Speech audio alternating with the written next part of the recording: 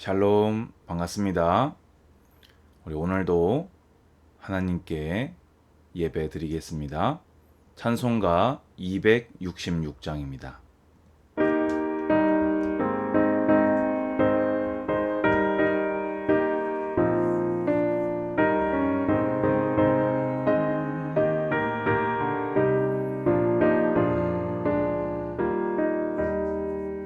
주의 피로 이룬 샘물 참 깊고 넓도다.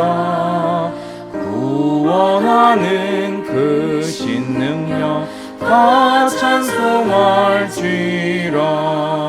찬송하세 주의 보혈 그 샘에 지금 나가 죄의 깊이 빠진 이목 그 피로 씻어 맑히네. 죄악 세상 이김으로 거룩한 길 가는 나의 마음 성전 삼고 주께서 계시네. 찬송하세 주의 보혈 그 샘에 지금 나가 죄의 깊이 빠진 이목 그 피로 씻어 맑히네.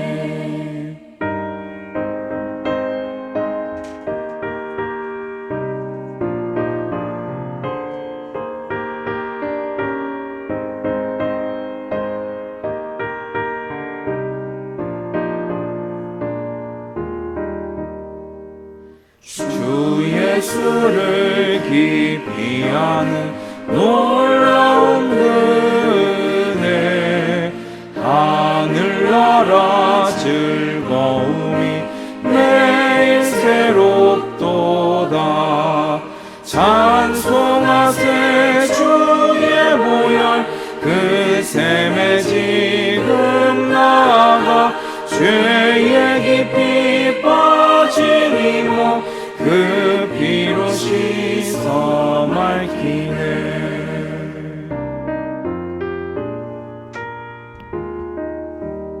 아멘. 기도하겠습니다. 주님 감사합니다. 오늘도 우리의 삶을 구별하고 믿음을 구별하여서 하나님을 예배합니다. 오늘 우리가 드리는 예배가 오직 하나님 한 분만 높이며 하나님 앞으로 나아가는 예배가 되게 하여 주시옵소서. 주여, 우리가 다 함께 성경 앞에 모였사오니 오늘 북이스라엘에 있었던 안타까운 일들이 거울이 되게 하시고 그 성경을 거울로 나를 바라보고 예수 그리스도의 복음으로 나아가는 하나님의 말씀을 따라가는 믿음의 삶이 회복되도록 은혜 베풀어 주시옵소서. 반복되는 역사를 보면서도 내가 무엇을 해야 하는지 발견하지 못하는 어리석은 자 되지 않게 하시고 성경을 보고 오늘 하나님이 나에게 요구하시는 바를 깨닫고 돌이키는 참 지혜자들, 믿음의 사람들이 되게 하여 주시옵소서. 예수 그리스도 이름으로 기도드리옵나이다. 아멘. 네, 오늘 하나님 말씀은 열왕기상 16장입니다. 1절부터 보면요. 여호와의 말씀이 하나니의 아들 예후에게 임하여 바아사를 꾸짖어 이르시되 돼 있습니다. 이 바아사가 누굽니까? 북이스라엘 3대 왕이지요.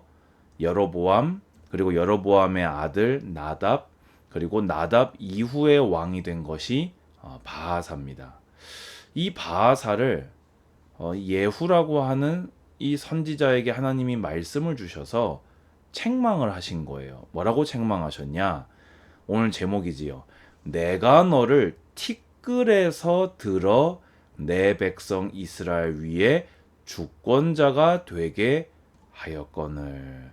이 의미는 15장으로 넘어가서 잠시 후에 확인하도록 하겠습니다. 그런데 어쨌든 간에 네가 어쨌든 내가 너를 왕으로 세워 주었는데 내가 여로보암의 길로 행하며 내 백성 이스라엘에게 범죄하게 하여 그들의 죄로 나를 노엽게 하였은즉 내가 너 바사와 내 집을 쓸어버려 내 집이 느밧의 아들 여로보암의 집같이 되게 하리니. 무서운 말씀을 하시지요. 바사에게 속한 자가 성읍에서 죽은즉 개가 먹고 그에게 속한 자가 들에서 죽은즉 공중의 새가 먹으리라 하셨더라. 자, 이 말씀을 기억하십시오. 내 집이 느밧의 아들 여로보암의 집같이 되게 하리니. 또 아까 말씀드린 대로 내가 너를 티끌에서 들어 내 백성 이스라엘 위에 주권자가 되게 하였거늘. 이 말씀을 기억하시고 15장으로 넘어가 보도록 하겠습니다. 15장 25절입니다. 먼저 이제 이 장면은요. 유다 왕 아사 둘째 해에 여로보암이 이제 죽고 그 아들 나답이 이스라엘 왕이 되는 장면인데요. 얼마 다스렸다고 나옵니까? 꼴랑 2년밖에 다스리지 못합니다. 북이스라엘 왕들 중에서 특히 왕이 통치한 기간이 이렇게 짧다는 것은요. 하나님의 심판으로 보시는 것이 맞습니다. 왜냐? 그가 여호와 보시기에 악을 행하되 그의 아버지의 길로 행하며, 아버지가 누굽니까? 여로보암이지요. 그가 이스라엘에게 범죄한 그 죄 중에 행한지라 되어 있습니다. 여로보암의 죄가 뭡니까? 하나님을 믿지 아니하고 자신을 위해서 베델과 단에 금송아지를 세운 죄, 우상 숭배를 행한 죄를 의미합니다. 저는 여기에다가 여로보암의 죄에 반드시 포함되어야 되는 죄가 하나가 더 있다고 봅니다. 여러분, 그게 뭐라고 생각하십니까? 여로보암의 죄가 뭘까요? 그의 아버지의 길이 뭘까요? 우상 숭배만 이 여로보암이 범한 죄악일까요? 제가 볼 때는요. 여로보암이 행한 가장 최악의 죄는요. 회개하지 않은 죄입니다. 여로보암은요. 선지자를 통해서 심판에 대한 이렇게 예언을 받았을 때에도 오히려 그 심판을 예언한 선지자를 잡아 죽이려고 하다가 하나님의 징계를 더 받은 사람입니다. 자기 아들이 일찍 죽는 징계를 받았음에도 불구하고 회개하지 않았습니다. 그런데 이 모든 걸 지켜본 이 나답, 북이스라엘의 2대 왕인 나답은요. 그 아버지 여로보암의 길로 행하면서 우상 숭배는 물론 회개하지 않았던 것입니다. 그때 아까 기억해 놓아야 될 3대 왕인 바하사가 이 나답이 블레셋 사람에게 속한 기브돈에서 전쟁을 하고 있을 때 바하사가 모반을 일으켜서 이 나답을 죽이고 3대 왕이 되었던 것입니다. 그래서 이 나답이 죽은 것에 대해서 이렇게 말합니다. 성경은요. 왕이 될 때에 여로보암의 온 집을 쳐서 생명 있는 자를 한 사람도 남기지 아니하고 다 멸하였는데, 이 바하사가 아주 철저하게 이 여로보암의 집을 멸하였다는 거예요. 왜 그랬냐? 여호와께서 그의 종 실로의 사람 아히야를 통하여, 이제 여로보암에게 예언했던 그 말씀인 거지요. 통하여 하신 말씀과 같이 되었으니 이는 여로보암이 범죄하고 또 이스라엘에게 범죄하게 한 죄로 말미암았음이며 또 그가 이스라엘의 하나님 여호와를 노엽게 한 일 때문이었더라. 만약에 여로보암이 이 죄악을 범했음에도 이 책망을 받고 회개하고 돌이켰다면 하나님은 약간은 징계하셨겠지만 북이스라엘을 회복시키셨을 겁니다. 만약에 그 아들 나답이 아버지가 받은 징계와 그 예언을 듣고 돌이켜 회개하였다면 이런 안타까운 일은 벌어지지 않았을 것입니다. 그런데 보세요. 여로보암이 회개하지 않다가 어려움 당한 거 다 지켜봤어요. 그리고 그 나답을 자기 손으로 하나님의 징계를 내렸던 그 바하사는 어떻게 하였냐? 자, 바하사가 이 왕이 되어서 24년을 다스렸는데요. 그런데 보세요. 바하사가 여호와 보시기에 악을 행하되 누구의 길로 갔다고요? 여로보암의 길로 갔다고요. 여러분 너무나 안타깝고 너무나 어리석은 일 아닙니까? 여로보암이 여로보암의 길로 가다가 망했어요. 여로보암의 아들이 나답의 길로 가다가 망했어요. 그 망하게 하는 수단으로 쓰임 받은 게 자신 바하사인데 그 바하사가 또 여로보암의 길로 가버렸다는 것입니다.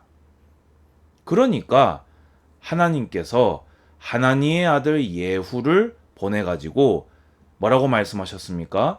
내가 너를 티끌에서 들어. 네가 뭐 대단해서 왕이 된 줄 아느냐? 여로보암과 나답이 여로보암의 길로 가다가 나 여호와의 징계로 인해서 멸망당하고 그 징계의 도구로서 내가 너를 들었을 뿐이지 너도 왕이 될 만한 사람은 아니었다. 그런데 내가 너를 그런 상황에서 왕으로 세웠으면 네가 다윗의 길로 갔어야 하거늘 이라는 말입니다.